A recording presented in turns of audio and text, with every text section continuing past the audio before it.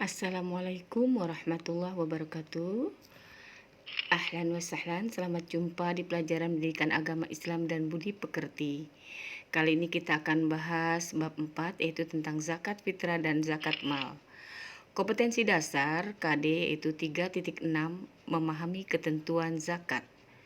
Tujuan pembelajaran: yang pertama, memahami pengertian zakat. Yang kedua, menyebutkan hukum zakat. Yang ketiga, menyebutkan macam-macam zakat. 4, menjelaskan ketentuan zakat fitrah. Dan yang kelima, menyebutkan dalil nakli zakat, yaitu surat At-Taubah ayat 103 dan At-Taubah ayat 60. Renungkanlah, harta kita merupakan karunia dari Allah. Kita tidak boleh mengatakan bahwa harta itu adalah hasil kerja keras sendiri. Dengan berkata begitu berarti melupakan Allah Subhanahu wa taala. Bukankah rezeki kita itu darinya? Kita harus ingat bahwa ada hak orang lain di dalam harta kita. Menurut ajaran Islam, menunaikan zakat merupakan kewajiban sebagai seorang muslim. Harta kita akan menjadi bersih dan suci apabila sudah ditunaikan zakatnya. Jadi, harta yang belum dikeluarkan zakatnya berarti masih kotor. Bayangkan apa yang terjadi jika kita memakan harta kotor. Tentu akan menimbulkan berbagai macam penyakit. Pengertian zakat. Kata zakat berasal dari bahasa Arab az-zakah yang berarti bersih, suci, subur, berkah, dan berkembang. Menurut istilah dalam ilmu fikih, zakat adalah sejumlah harta yang wajib dikeluarkan oleh orang Islam dan diberikan kepada golongan yang berhak menerimanya sesuai dengan syarat yang telah ditetapkan. Hukum bayar zakat adalah wajib berdasarkan dalil nakli surat At-Taubah 103 yang berbunyi A'udzubillahi minasyaitonirrajim. Bismillahirrahmanirrahim. Hudz min amwalihim shadaqatan tutahhiruhum wa tuzakkihim biha wa shalli 'alaihim inna sholataka sakanul lahum wallahu sami'un alim. Artinya, ambillah zakat dari sebagian harta mereka. Dengan harta itu, kamu membersihkan dan mensucikan mereka, dan mendoakanlah untuk mereka. Sungguhnya doa kamu itu menjadi ketentraman jiwa bagi mereka, dan Allah Maha mendengar lagi Maha mengetahui. Macam zakat ada dua, yaitu zakat fitrah atau disebut zakat jiwa, dan yang kedua zakat mal yang disebut zakat harta. Zakat fitrah.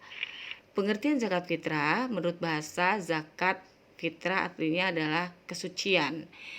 Zakat kesucian, zakat jiwa. Menurut istilah adalah zakat yang wajib dikeluarkan setiap jiwa orang yang mukmin di bulan Ramadan sampai menjelang Idul Fitri. Nabi menerima perintah berzakat yaitu di bulan Sa'ban tahun kedua Hijriah. Zakat fitrah merupakan zakat yang dikeluarkan untuk tujuan membersihkan jiwa. Syarat-syarat muzaki, yaitu orang yang wajib mengeluarkan zakat fitrah ada 3. Yang pertama Islam, yang kedua orang itu masih hidup di bulan Ramadan, yang ketiga mempunyai kelebihan harta dari keperluan makan untuk dirinya dan orang-orang yang ada dalam tanggung jawabnya. Rukun zakat fitrah ada 4. Yang pertama niat, kedua adanya muzaki, yaitu orang yang berzakat, 3 ada mustahik, yaitu orang yang menerima, dan yang keempat ada hartanya. Bacaan niat zakat fitrah: nawaitu an ukhrija zakatal fitri an nafsi fardhu lillahi ta'ala. Aku niat mengeluarkan zakat fitrah untuk diri saya sendiri, fardhu karena Allah. Waktu zakat fitrah dibagi 3 waktu takjil, yaitu waktu yang dibolehkan sejak awal Ramadan sampai akhir Ramadan. Waktu wajib yaitu ketika matahari terbenam sholat maghrib sampai sebelum subuh di akhir Ramadan. Yang ketiga waktu utama yang afdol yaitu setelah sholat subuh sampai pelaksanaan sholat Idul Fitri. Ukuran zakat fitrah. Benda yang digunakan untuk membayar zakat fitrah adalah beras yang ukurannya adalah setara dengan 3,1 liter atau 2,5 kg beras, tetapi dapat juga diganti dengan uang yang besarnya sama dengan harga beras. Kita pada umumnya ya dibulatkan menjadi 3, liter beras. Contoh menghitung zakat fitrah dalam keluarga. Sebut saja Pak Abdullah mempunyai 2 orang anak, seorang istri, seorang pembantu, dan seorang ibunya yang sudah uzur. Berapa Pak Abdullah harus membayar zakatnya? Jawabannya, keluarga Pak Abdullah dihitung semuanya 6 orang. Maka zakat yang harus dikeluarkan 6 kali 3,5 liter yaitu 21 liter beras.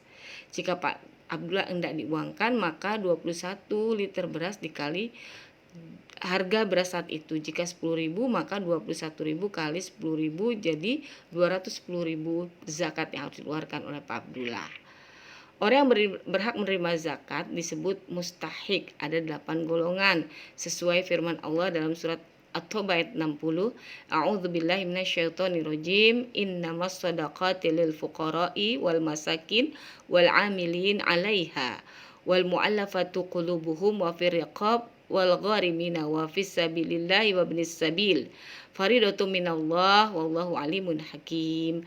Terjemahannya, sungguhnya zakat itu hanya untuk orang fakir, miskin, pengurus zakat, para mu'alaf yang dibujuk hatinya, untuk merekakan budak, orang yang berhutang, untuk di jalan Allah, dan untuk mereka yang sedang dalam perjalanan.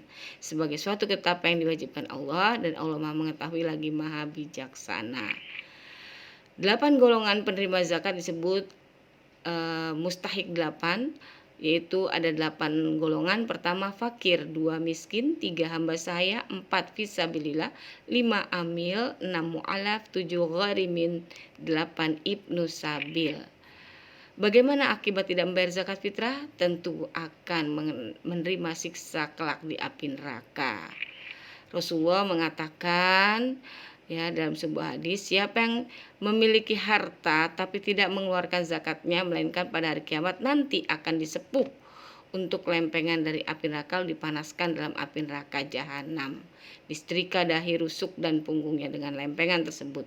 Setiap kali dingin akan disepuh lagi sehingga menjadi panas kembali pada hari yang ukurannya sama dengan 50.000 tahun. Bayangkan satu hari bagaikan 50.000 tahun. Kemudian ia melihat tempat kembalinya, apakah ke surga atau ke neraka.